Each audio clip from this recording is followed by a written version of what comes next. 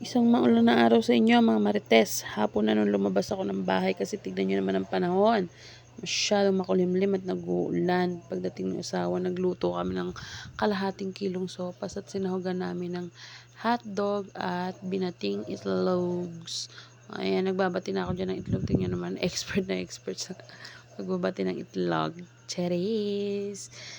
So, ayan, ibubuhos ko na yung itlog. Ganyan lang ako magluto ng sopas kapag biglaan.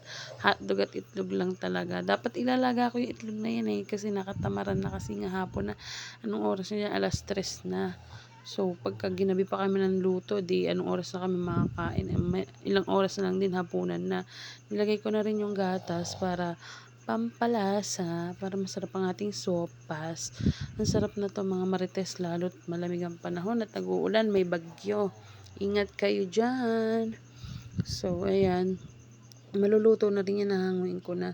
Pero, syempre, titikman muna natin para naman alam natin kung anong lasa, kung matabang ba o maalat ba, diba?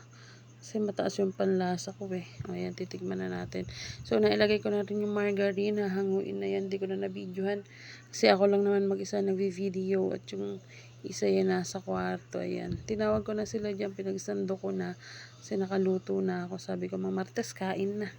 So, nagpamigay na rin tayo dyan. At pagpasok ko sa kwarto, ayan yung isa kumakain. Ako naman, hindi ako masyadong nakakain ng sopas kasi ewan ko ba, parang di ako nasarapan sa luto ko. Charis. Nang bandang hapon, nag-aya ako sa Mayap-Yap yan. Bumili kami ng pang salad kasi parang nagkikrave ako sa salad. Cravings yun. Charis. Tingnan mo naman yung taga-video ko, napakalikot.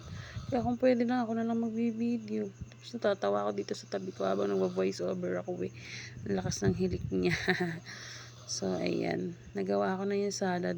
Hinintay ko na lang yung buko kasi wala kaming nabili sa Mayap-Yap. Nagpabili pa ako sa kabilang kalsada. Ayan, halo-halo lang. Wala naman na masyadong ganap. Pagtapos niyan, natulog ako. Pagtapos kong gumawa ng salads. So, hanggang dito na mga Martes. Goodbye!